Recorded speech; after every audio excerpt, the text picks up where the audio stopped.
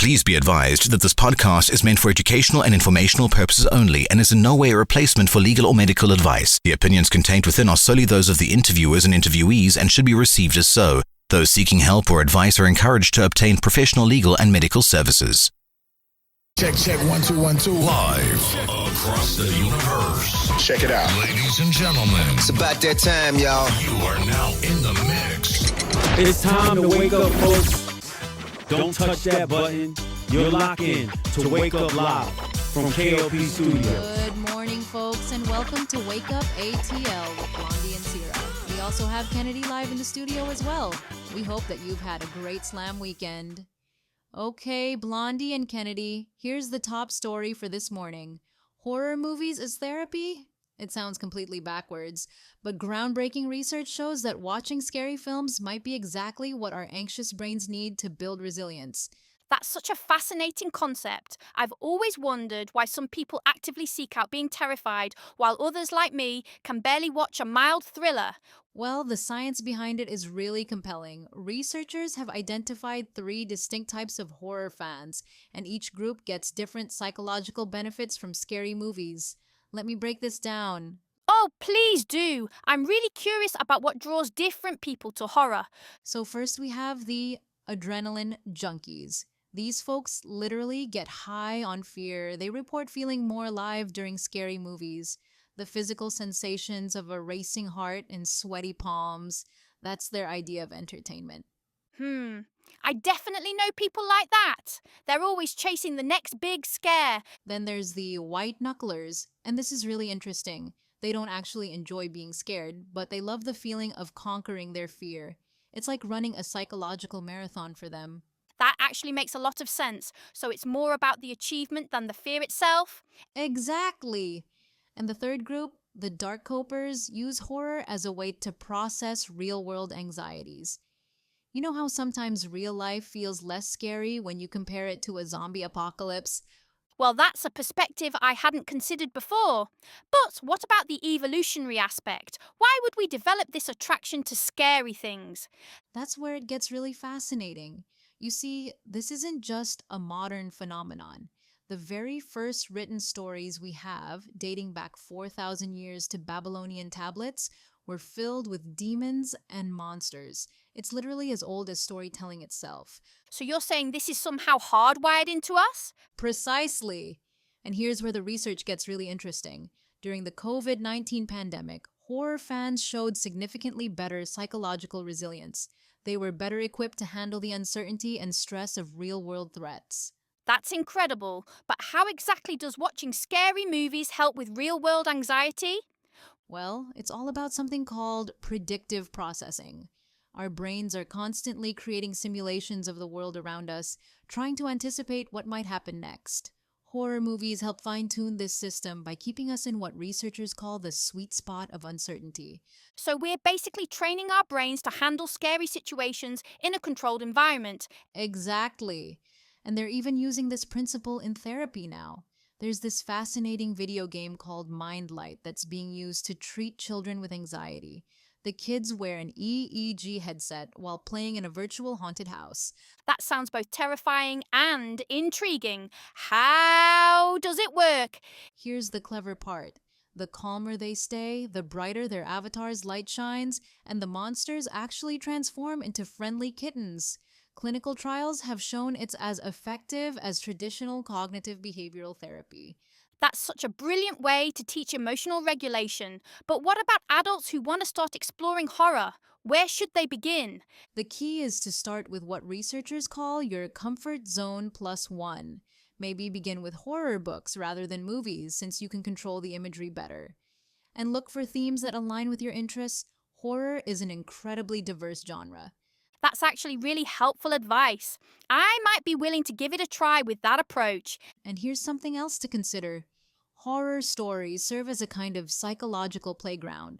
Just like how gazelles observe predators from a safe distance to learn about threats, we use horror to explore dangerous scenarios without actual risk. So it's like a fear simulator with a safety net? Exactly. And the benefits go beyond just managing fear. Research shows that regular exposure to horror media can improve overall emotional regulation and build psychological resilience. It's like strengthening an emotional muscle. That's really changing my perspective on the whole genre. I always thought horror fans were just thrill seekers. Well, that's what makes this research so groundbreaking. It's showing us that our attraction to horror isn't just about cheap thrills. It's serving a vital psychological function that humans have understood instinctively for thousands of years. You know what? I think I'm ready to face my fears, starting with a mild horror novel, of course. That's the spirit. And remember, it's not about pushing yourself too far too fast. It's about finding that sweet spot where you're challenged but still in control. Think of it as emotional strength training. Well, I never thought I'd say this, but I'm actually looking forward to being a little scared now. And that's exactly the kind of mindset shift that researchers are seeing. When we understand fear as a tool rather than just an enemy, we can harness it to build stronger, more resilient minds. Hola everyone, and welcome back to Digital Horizons, where we unravel the fascinating and sometimes complex world of technology that shapes our lives. Today, I want to take you on a journey to a place you might not have heard of, yet it's absolutely crucial to your daily existence online: Loudoun County, Virginia. Here's the thing. When you cross into Loudoun, one of the first things you might notice, if you listen closely, is a distinct hum. That's the sound of nearly 200 data centers whirring away, powering everything from your crucial banking services to those fun Snapchat streaks you share with friends. Yes, Loudoun County, the wealthiest county in the U.S., is also home to Data Center Alley, the world's largest concentration of data storage and processing facilities, even outpacing places like China. It's the invisible backbone of our global connectivity, making artificial intelligence, or AI, possible. But what's truly interesting is that this essential infrastructure comes with a significant local impact, creating a real tension between progress and quality of life. Now, you might be thinking, what exactly is a data center? Well, imagine dedicated spaces filled with countless computer systems, servers, and networking equipment. Essentially, the physical embodiment of the internet and AI. They're indispensable. And from an economic perspective, they are a gold mine. In Virginia, the data center industry annually creates about 74,000 jobs, contributing a whopping $5.5 billion in labor income to the state economy. Loudoun County was an early adopter, recognizing the potential over a decade ago. It had flat, cheap land, local officials keen to approve projects, and critically, the right talent, given Northern Virginia's history as an internet hub, with AOL once headquartered there. Developers like Amazon and Google flocked in. But here's where it gets complicated. While this industry fuels our digital lives and boosts the economy, many local residents feel they are paying too high a price. It's a classic dilemma: global benefit versus local burden, and it's playing out right in their backyards. So, what are these local concerns? Let me share a story. Emily Kasabian, a resident of Loudoun County, purchased her home thinking she was safely away from these industrial giants. But earlier this year, a sign went up for a proposed data center directly across the street from her house. Can you imagine that? Her picturesque neighborhood about to be transformed into an industrial block. These centers aren't just a slight inconvenience. A typical facility can be 100,000 square feet, completely changing the landscape. But the visual impact is just one aspect. Greg Pirio, another resident, lives steps away from a massive blue concrete and glass data center. He remembers when that land was filled with green trees and chirping birds. Now, He primarily deals with noise pollution. There are no birds around here anymore, he noted, citing the constant humming. It's not just a minor annoyance, it's an erosion of their natural environment and peace, quite literally chasing wildlife away. It truly makes you wonder about the unseen costs of our always-on world, doesn't it? Now, beyond the noise and the concrete giants, there's another significant concern that hits residents directly in their wallets: rising electricity bills. What's interesting is that these data centers are massive energy consumers, requiring immense power to cool their servers and keep them running 24/7. An investigation by Bloomberg News found that in the past 5 years, wholesale electricity costs in areas near data centers have surged by as much as 267%. Think about that. Almost triple the cost for everyday households just trying to keep their lights on. Barbara Day, another local, articulates this perfectly. She believes people shouldn't have to choose between a booming economy and their quality of life. This isn't just about a minor increase, it's a fundamental shift in the cost of living for entire communities, driven by an industry that profits enormously. It raises a crucial question: who truly bears the cost of this digital revolution? And is it being distributed fairly? It's a complex, ethical, and economic puzzle, wouldn't you agree? So, where do we go from here?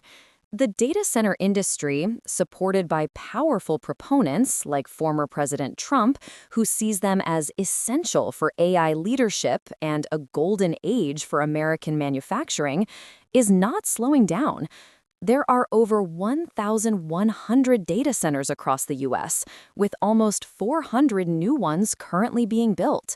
The industry group, the Data Center Coalition, argues they are the backbone of the 21st century economy and doesn't believe more regulation is necessary, instead advocating for better communication.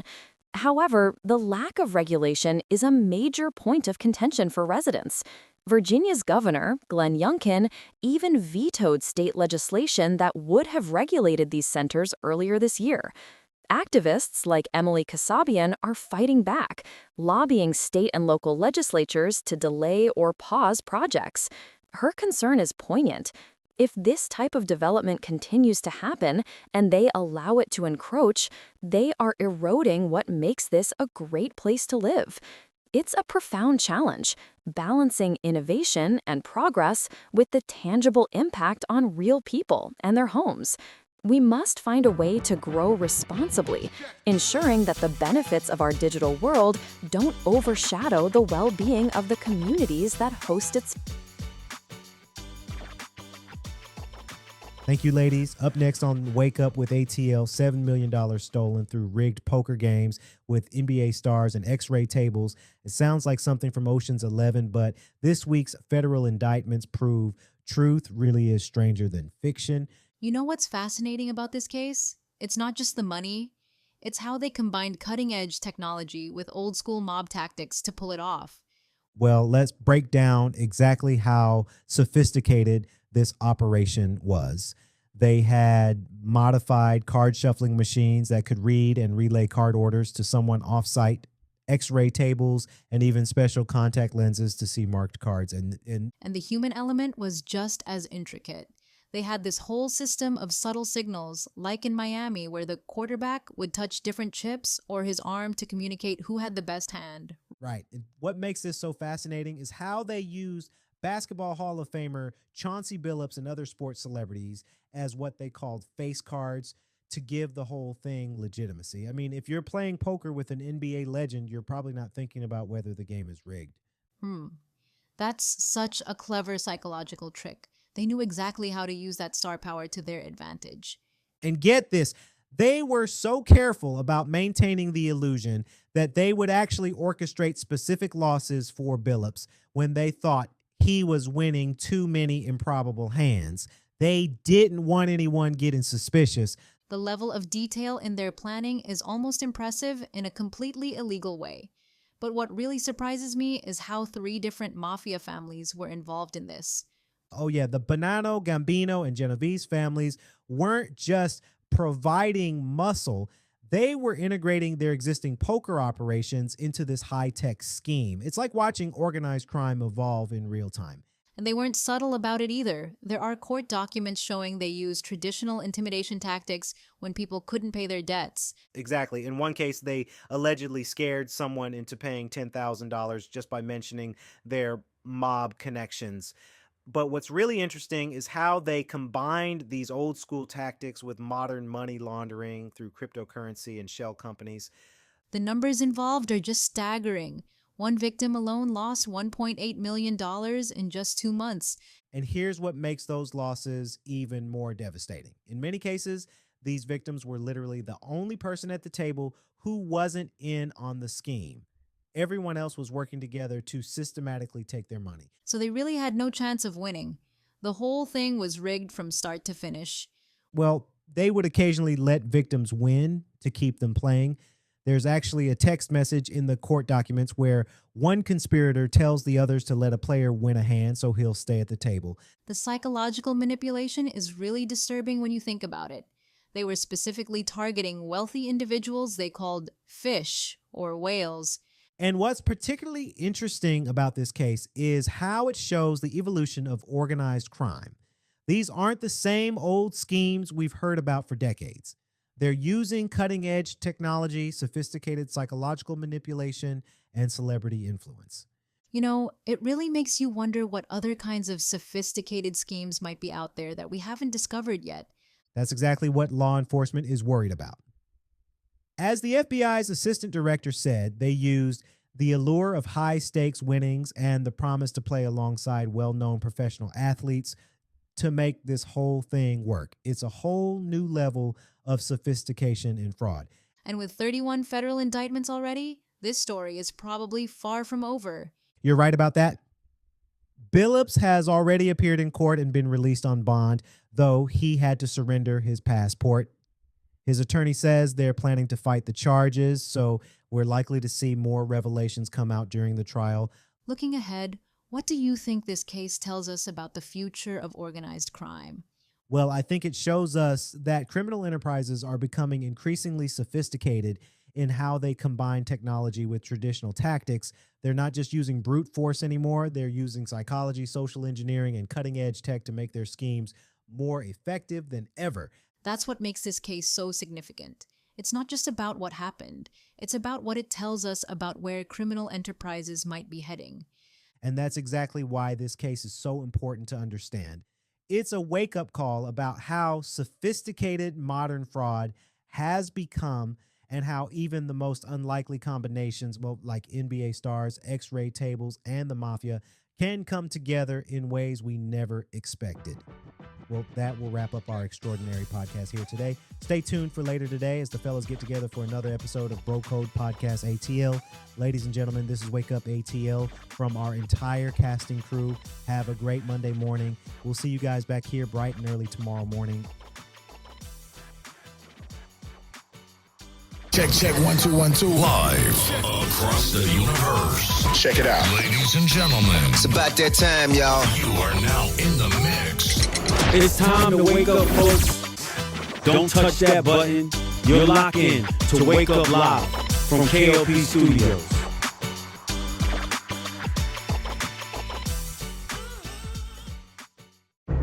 Made in Georgia.